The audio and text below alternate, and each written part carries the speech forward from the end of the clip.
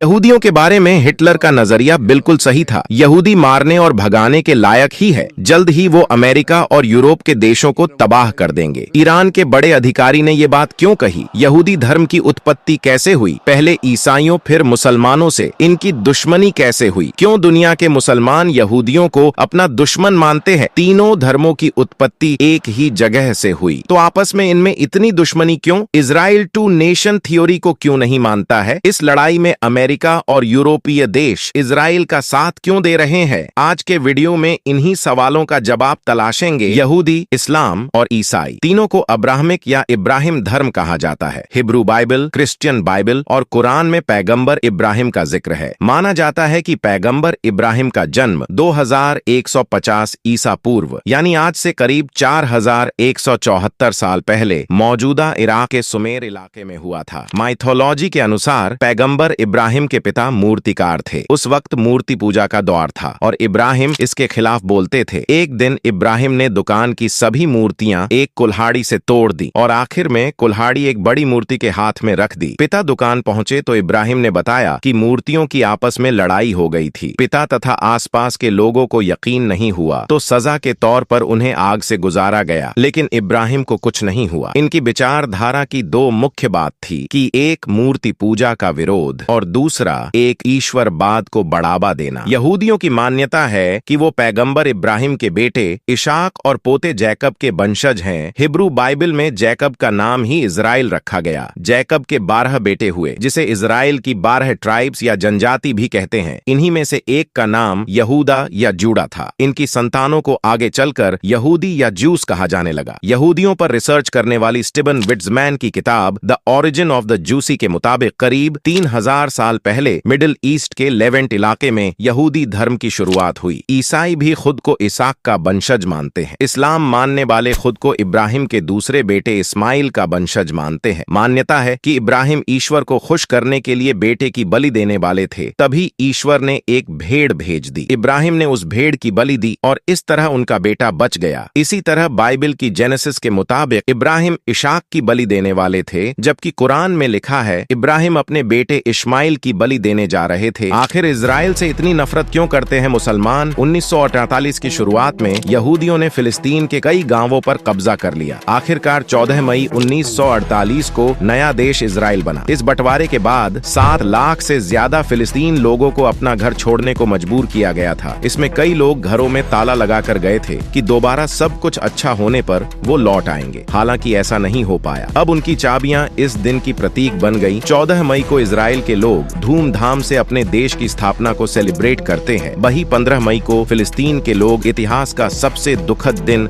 नकबा के रूप में मनाते हैं। अब दूसरी तरफ इजराइल का तर्क है कि फिलिस्तीन लोग उनकी वजह से नहीं बल्कि इजिप्ट, जॉर्डन, सीरिया और इराक के हमले के डर से भागे थे। इन देशों की सेना यहूदी सेना को जीतने से रोकना चाहती थी, लेकिन वो नहीं रोक सके। अब समझते हैं कि इजराइल इतना आक्रामक क्यों है, क्योंकि इजराइल के तीनों तरफ सीरिया, लेबनान और गाजा है। इन तीनों ही जगहों की सरकार और संगठन इजराइल के खिलाफ है। इनका हमला सीधे इजराइल को जान माल की हानि पहुंचाता है। एक सर्वे के मुताबिक केवल 1/4 इजरायली ही भविष्य में अपने आप को सुरक्षित पाते हैं। ये डर दुश्मनों के खिलाफ आक्रामक हमले के लिए उन्हें तैयार करता है। खुद के अस्तित्व को बचाने के लिए वो ऐसा करते हैं। इजराइल की ये पॉलिसी रही है कि वो मिडिल ईस्ट में अपने देश को शक्तिशाली बनाए रखे। हिजबुल्लाह, हमास और हूती जैसे चरमपंथी संगठनों से हो रहे हमले को रोकने के लिए भी इजराइल को गाजा, लेबनान और सीरिया में हमला करने को मजबूर होना पड़ा है। दूसरी तरफ इजराइल को पता है कि अमेरिका और यूरोपीय देशों के लोग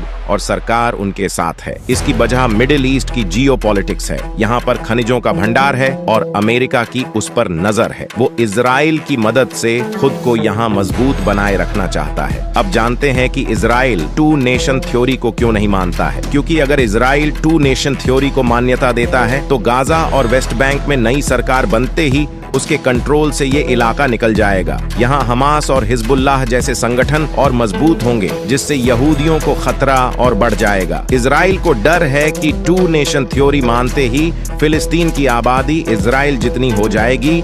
इसके बाद इजराइल को सुरक्षित रखना और मुश्किल होगा। यहाँ तक कि यहूदी अपनी जमीन लेबनान, सीरिया और मिस्र तक के कुछ हिस्से को मानते हैं। उनको लगता है कि टू नेशन थ्योरी मानने से उनका रिलीजियस और टेरिटोरियल क्लेम कमजोर पड़ेगा।